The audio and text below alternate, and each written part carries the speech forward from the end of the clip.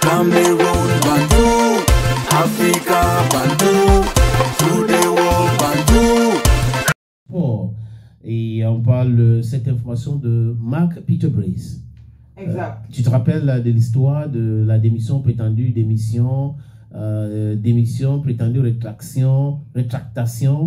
En fait, le ministre des Sports et de l'Éducation physique, Jean-Narcisse Mouele-Kombi, dans sa correspondance à l'Africa Foot, semblerait dire que l'Africa Foot est en train de raconter des choses qui ne sont pas vraies et que le document n'était pas authentique. Il a dit des choses et l'Africa Foot aussi, à travers son président, l'homme qui est prompt à laver son image, avait fait une sortie. Et dans la sortie de Samuel Eto'o-Fils, on avait très bien compris que Mark Brice a bel et bien envoyé ce courrier. Et, on a bien vu après que le ministre et les autres ont écrit. Après, l'avocat est entré dans la danse en disant non, ce document, franchement, ça ne vient pas de Mark Brice. C'est un agent de joueur FIFA qui voulait extorquer de l'argent à Mark Brice, qui a eu l'information selon laquelle Mark Brice avait 2 mois d'arrêt de salaire. Donc, on vient de comprendre à travers, on a compris à travers la correspondance de cet avocat ou le communiqué presse de cet avocat que Mark Brice a eu un problème de salaire, alors que le ministre niait. Et à la CRTV, on a vu Mark Brice, il était très gêné. Il n'arrivait pas à dire s'il avait démissionné ou pas. Et cet audio maintenant qui a fuité. Et on comprend maintenant que le ministre des Sports et de l'Éducation physique du Cameroun n'a pas dit la vérité. Et qu'est-ce qui s'est-il passé? Pourquoi est-ce qu'on avait bloqué le salaire de Mark Brice pendant 2 mois? Voilà la question.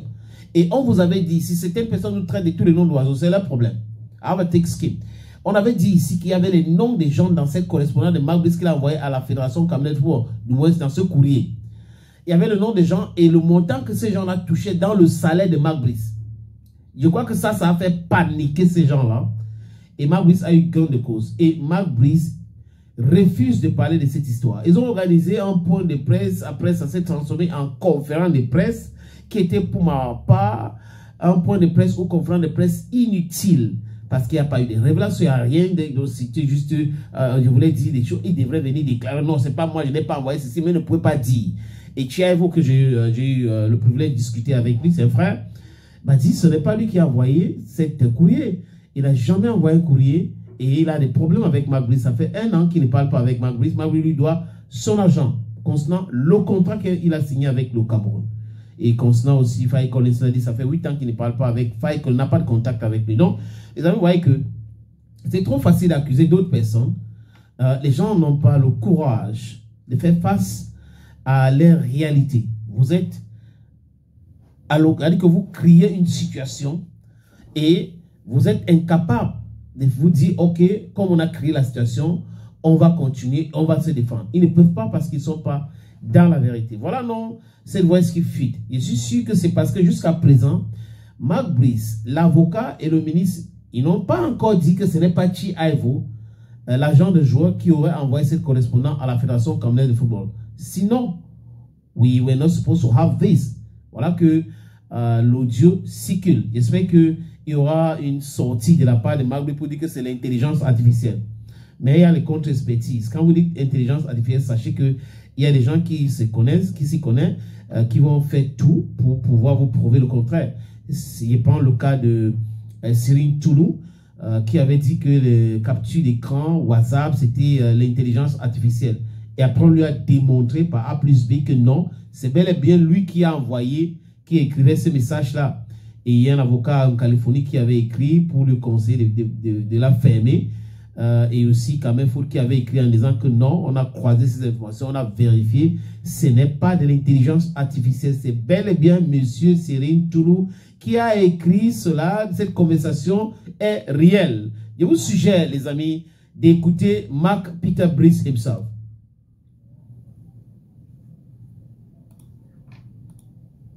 Ça arrive, hein? Je crois que c'est bon. Maintenant, écoutez Mark Peter Brice. 9 mois ou 58. Et comme j'ai dit, c'est 59 mois ou 58 mois. C'est 40 jours, c'est 39 jours. Maintenant, c'est 60. Oh non, c'est même plus. Il y a beaucoup c'est déjà passé largement les 60 jours. Ah, c'est doit y arrêter. J'ai dit, ok, c'est fini. Ah, bah oui, continue. Mais oui, parce que je ne voulais. C'est quoi ça maintenant? Allez, te paye la demande. Si tu rentres ma place, qu'est-ce que tu vas faire? Moi, j'ai envoyé ça, parce que ma femme, elle a toujours 7 mois, le date le plus tard, c'est ce date. Pas payé, en rouge. Donc tous les mois, il y a seulement un qui s'était tantôt au début. Donc vous comprenez. Je reprends encore. Je reprends cette audio. Et comme j'ai dit, c'est 59 mois, 58 mois, c'est 40 jours, c'est 39 jours. Maintenant, c'est 60. Oh non, c'est même plus. Il y a beaucoup c'est déjà passé largement les 60 jours. Ah, c'est doit y arrêter. J'ai dit, ok, c'est fini. Mais oui, parce que je ne voulais. C'est quoi ça maintenant? Allez, te paye la demande. Si tu rentres ma place, qu'est-ce que tu vas faire? Moi, j'ai envoyé ça, parce que ma femme, elle a toujours 7 mois, le date le plus tard, c'est ce date. Pas payé, en rouge. Donc tous les mois, il y a seulement un qui s'était tantôt au début. Ça, c'est du bad business. Ceux qui avaient leur commission dans le salaire de Mark Brice, c'est fini, c'est cuit. Comme a dit mon jeune frère Koussi, ça a cuit. Parce que les gars ne pensaient pas que le gars pouvait arriver à ce niveau-là. Mais ils se sont piégés eux-mêmes. Et ils ont mis dans le contrat de Mark Brice que si on ne te paye pas pendant 60 jours, tu as le droit de résilier son contrat. Je pense qu'ils voulaient mettre la pression au ministère des Finances. Mais eux-mêmes, à la signature du contrat de Mark Brice, ils avaient dit quoi? Que tout l'argent avait été débloqué. Maintenant, débloquer le salaire mensuel de Mark Brice devient un problème. Alors, il faut qu'on vous donne votre pourcentage. Si on ne donne pas votre pourcentage, vous allez bloquer, vous allez faire ci, vous allez faire ça. Mais vous avez donné les ans pour que Mark Brice vous malmène avec. Mark Brice a tous les ans pour mettre la pression sur Narcisse Mouelle Kombi, sur ceux qui travaillent au ministère des Sports, qui traînent que à sa gloire, qui manque de l'expérience dans l'organisation, mais qui veut être dans l'organisation et tout ça, qui disent qu'ils contrôlent la tanière et tout ça. Voilà la réalité de cette affaire. Donc, depuis le début de cette histoire de démission, fausse démission, ou rétractation, fausse rétractation, la fédération avait raison. Mark Brice a bel et bien envoyé et il avait dit c'est fini, il avait compris. Voilà donc la réalité de cette histoire. Dans les prochains jours, rejoindre Manchester United. Oui, Carlos Baleba intéresse Manchester United et pas que aussi les fans de Manchester United. J'ai vu une image hier de la présentation de Brian Mbeume à Carrington, aussi avec c'est Alex Ferguson. Je pense que Manchester United il cherche un milieu de terrain très performant comme Carlos Baleba. Il y a une image qui avait circulé où les supporters de Manchester United avaient mis le vœu d'avoir Carlos Baleba à leur sein. Ils avaient dit qu'ils vont contribuer de l'argent, ils vont faire la quête pour que le club puisse acheter Carlos Baleba. On sait que Brighton demande 120 millions d'euros pour Carlos Baleba, qui est un futur meilleur joueur en Europe, je suis sûr, parce qu'il est très très bon, il est bon comme le bonbon. Carlos Baleba aussi, cette fois-ci, voit son agent. L'agent de Carlos Baleba a dit qu'il est prêt à réduire ses primes. Il est prêt à réduire ses primes pour que Carlos Baleba rejoigne Manchester United. Est-ce que avant la fin des clôtures de rideau sur le transfert des joueurs cette saison, Manchester United va devoir trouver un commun accord avec Brighton pour le recrutement de Carlos Baleba? Possible. Tout en sachant aujourd'hui qu'il y a deux Camerounais qui jouent à Manchester United, André Onana et Brian Mbeume. On sait très bien que Carlos Baleba peut se voir comme ça, se mettre, on peut voir la pression. C'est possible qu'il soit sur cette pression-là et pousse le club Brighton de pouvoir tout faire pour qu'il quitte le club pour Manchester United. Bon, où il attend la saison prochaine pour trouver un club qui serait qualifié pour la Champions League européenne, parce que c'est aussi là que les joueurs se vendent. C'est la publicité, c'est les caméras du monde entier. On attend voir, mais l'information qu'il faut retenir, c'est que Carlos Baleba pourrait signer à Manchester United et son agent est prêt à baisser ses primes pour que cela arrive. Autre information maintenant, c'est Choupo-Moting dans le cadre de la Major League Soccer. Pardon? C'est ça, non? Tu as dit quoi? Je n'ai pas compris. Choupo-Moting, oui, qui a doublé, non? Ouais. C'est ça qu'on dit, non? Il a marqué un doublé. Il a marqué un doublé. Oui. Ok, il n'a pas C'est marqué. Oui, marqué. D'accord. Il a marqué un doublé. Il a doublé, non? Moi, je dis souvent qu'il a doublé. Mais il a doublé s'il est en train de faire l'autre, non? Tu sais que tu fais un, après tu fais deux sur le doublé, non? S'il est en train de faire quoi? Hein? S'il est en train de faire quoi? C'est pour le football qu'on parle. Bon, il y a le football éthique, il y a le football sur le terrain aussi. Ouais, c'est parce qu'on est sur le football du terrain. Ah, sur le football du terrain? Oui. Ok, pas le foot litique. Non. Ok. Choupo-Moting reprend? Choupo-Moting, Oui. qui a marqué 2 buts. Oui. Voilà. Il a fait un doublé. Ok, Choupo-Moting qui a fait un doublé. Oh, Seigneur. Choupo-Moting qui a fait un doublé. Il a doublé. Ouais. Mais il a doublé, non? Oui, oui, oui. Choupo-Moting a doublé. Mais c'est Donc pas il était en CM1. Il va... Non, c'est pas redoublé, c'est pas redoublé. Je suis pas en train de dire qu'il a redoublé. Ok. Ceux qui m'écoutent là. Oui, savent que tu as dit que doublé. Non, c'est pas qu'ils savent que j'ai dit que Choupo-Moting a doublé, ils peuvent m'aider. Ok. Les gars qui regardent souvent le football, Oui. dans Sinagba et autres là, les parieurs, OneXBet et autres. Les Camden. Oui, tous ceux-là, s'il vous plaît. Quand vous regardez souvent le match qu'on score 2 fois là, vous dites quoi? Il a fait un doublé. Non, il a fait un doublé. Oui, sénateur, il a fait un doublé, c'est long. Ah bon pour toi? Mais c'est comme ça qu'on dit. Oui, bon, ok, en temps normal, c'est comme ça qu'on dit. Mais en temps abnormal, on dit qu'il a doublé. Il a doublé. D'accord, Okay. mais il a marqué. Choupo-Moting a fait un doublé. Oui, contre quelle équipe? Contre Real Salt Lakes City. City. Oui, et le club de Choupo-Moting a gagné 2-1. Voilà, Choupo-Moting qui actuellement compte 15 buts. Oui. Voilà. Donc, qui continue d'ailleurs de prouver ses performances, de montrer ses performances. Il continue de gravir les échelons. On espère que ça va lui porter chance aussi dans les prochaines sélections. Pour les prochaines sélections. On espère bien qu'il sera convoqué dans l'équipe nationale du Cameroun. Parce qu'on a vu que actuellement, pour dire vrai, il fait partie de meilleurs de l'équipe nationale du Cameroun actuelle. Maintenant, je ne sais pas pourquoi est-ce que son papa Justin Choupo-Moting ne se plaint pas. À l'époque, c'était Eto'o qui ne voulait pas que Choupo-Moting vienne à l'équipe nationale. Aujourd'hui, c'est qui? Pourquoi il ne dit rien? That is the question. Mais de toute façon, félicitations à Choupo-Moting, Eric Maxims Choupo-Moting. Cette autre information de Neymar Junior, Jim Gatna.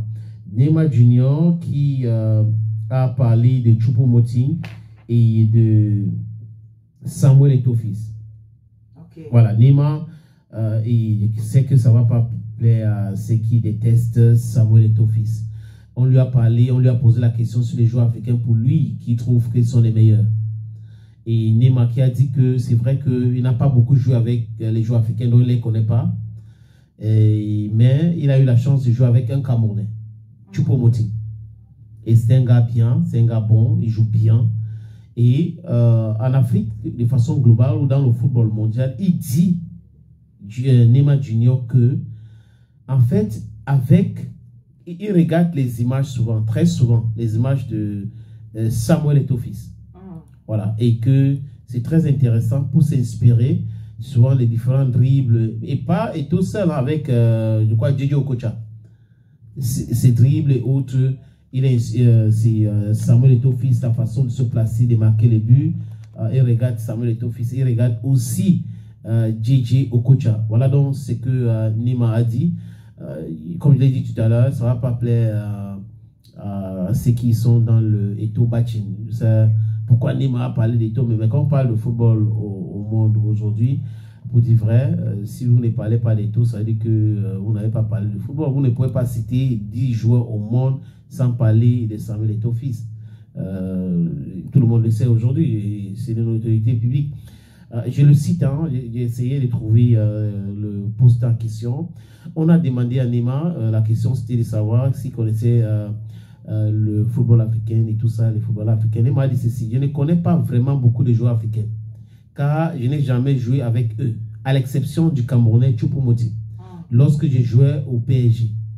Mais quand il s'agit d'inspiration, je pense à des légendes comme JJ Okocha et Samuel Eto'o fils. Nema qui dit que Eto'o et Okocha sont des légendes. Okay. Parfois, je regarde des vieilles vidéos de football et je tombe souvent sur ces deux-là. Et j'essaye toujours de tirer quelque chose de significatif de leur talent footballistique. Donc, vous voyez, Nema est inspiré par Eto'o et JJ Okocha. Ils ne vont pas aimer, non? Quand quelqu'un te dépasse, on dit souvent ça, quand quelqu'un te dépasse, porte son sac. Même si ça ne te plaît pas, porte d'abord. Donc, reconnaissons que Samuel Eto'o a une très belle et grande carrière. Ouais. N'en déplaise à certains, mais il ne peut pas effacer, c'est son histoire. C'est un fait. Les gens continuent d'écrire même son histoire. Lui, il n'écrit plus, mais les gens continuent d'écrire son histoire. Oui, non, il écrit son histoire du côté administration. Et j'aime maintenant. Oui, du côté administration, il écrit. Oui, même s'il ne veut pas, les gens vont écrire à sa place. Donc, on fait avec. Je sais que quand on donne l'argent, les gens doivent écrire, non, parce qu'ils doivent vivre, non? Par exemple, il faut que les gens vivent. Tu crois que les gens vont faire comment? C'est aussi un autre cas. Et est-ce que tu as remarqué aussi que les blogs qui sont anti-Eto'o, ils n'ont pas relayé cette information? Ça ne les intéresse pas. Parce que toute l'information qui semble faire plaisir à la gloire de Samuel Eto'o fils, qui reconnaît le talent d'Eto'o, ça les gêne tellement au point où ils ne peuvent pas publier. Mais bon, comme tu l'as dit tout à l'heure, Samuel Eto'o fils est préfet, il sait. Mais ce qui est aussi très important pour lui, c'est que M. Samuel Eto'o fils, il reconnaît qu'il était le meilleur. Il était le meilleur. Et il le dit clairement. Il n'a pas besoin qu'on lui rappelle ça.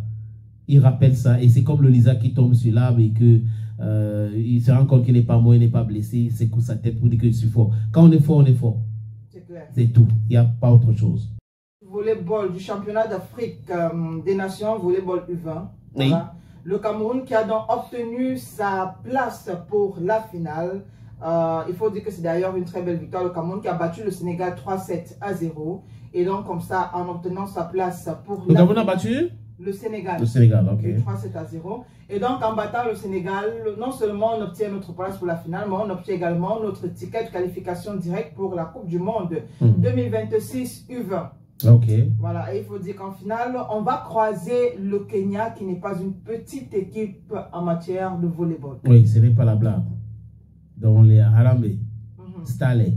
Exact. On va voir ce qui va se passer. Bravo les filles.